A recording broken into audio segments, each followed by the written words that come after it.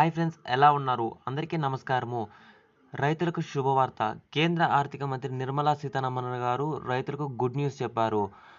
Fertiliser సబ్సిడీకి సంబంధించి ప్రతి రైతు ఖాతాలలో రూ. 5,000 జమ చేస్తామనేసి గతంలోనే చెప్పడం జరిగింది.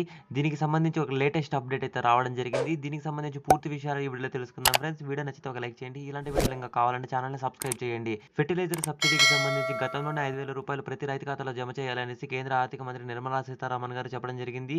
ఈ సబ్సిడీకి సంబంధించి రూ. 5,000 రైతు ఖాతాలలో 2 విడతల్లో అయితే జమ చేయడం జరుగుతుంది. దీనికి ఎందుకు అంటే రైతులు పండించిన పంటలకి ఎరువులను కొనుగోలు చేసేందుకు ఈ ఫెర్టిలైజర్ సబ్సిడీ కింద రూ. 5,000 అయితే రైతు ఖాతాలలో జమ చేస్తారు. దీనికి అర్హులు ఎవరు అన్నట్లయితే పీఎం కిసాన్ నిధికి సంబంధించి డబ్బులు ఎవరెవరికైతే వస్తుంటాయో వాళ్ళందరూ కూడా ఈ ఫెర్టిలైజర్ సబ్సిడీకి అర్హులని గుర్తించడం జరిగింది. వీళ్ళందరికీ కూడా 2 విడతల్లో 2,500, 2,500 మొత్తం రూ. 5,000 అయితే రైతు ఖాతాలలో అయితే అలాగే పీఎం కిసాన్ నిధి కింద వచ్చే రూ. 6,000 ఈ దీంట్లో వచ్చేటటువంటి ఫెర్టిలైజర్ సబ్సిడీకి సంబంధించి రూ. 5,000కి సంబంధించి మొత్తం రూ. 11,000 అయితే రైతు ఖాతాలో అయితే రావడం జరుగుతుంది. కాబట్టి రైతులందరికీ కూడా ఎరువులకి సంబంధించి గాను రూ. 5,000 అయితే ఖాతాలలో అయితే జమ చేస్తున్నారు. ఫ్రెండ్స్ అలాగే నెక్స్ట్ అప్డేట్ అలాగే రైతులకు మరొక శుభవార్త అయితే అందివ్వడం జరిగింది.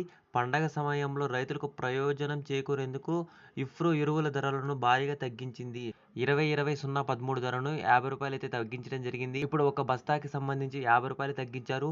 ప్రస్తుత ధర రూ. 925 అయితే ఉన్నది. అలాగే గతంలో రూ. 975 చెల్లించి ఈ మూటలనైతే కొనుగోలు చేసేదానికి అవకాశం ఉంటుంది. ఫ్రెండ్స్ అలాగే దీనికి సంబంధించి చూసినట్లయితే ఇఫ్రో చెప్తుంది ఏమంటే పురుగు మందులు, ఎరువుల ధరలను పెంచబోమని ఇఫ్రో అయితే చెప్పడం జరిగింది.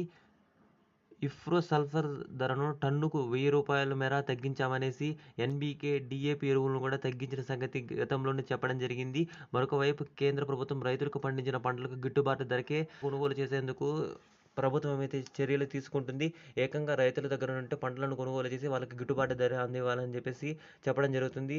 పీఎం కిసాన్ నిధికి సంబంధించి ఇలాంటి పథకాల ద్వారా రైతులకు ఎంతో పెట్టుబడి సహాయం అందిస్తుందనేసి మారుతున్న కాలాలకు తగ్గట్లు వ్యవసాయ ఖర్చులు కూడా భారీగా పెరుగుతున్నాయనేసి కేంద్ర ప్రభుత్వం అమలుకు చేస్తున్నటువంటి పథకాలలో ఈ ఖర్చులకు కొంచెం ప్రయోజనం చేకూరుతుందని చెప్పేసి నిర్మలా సీతారామన్ గారు చెప్పడం జరిగింది.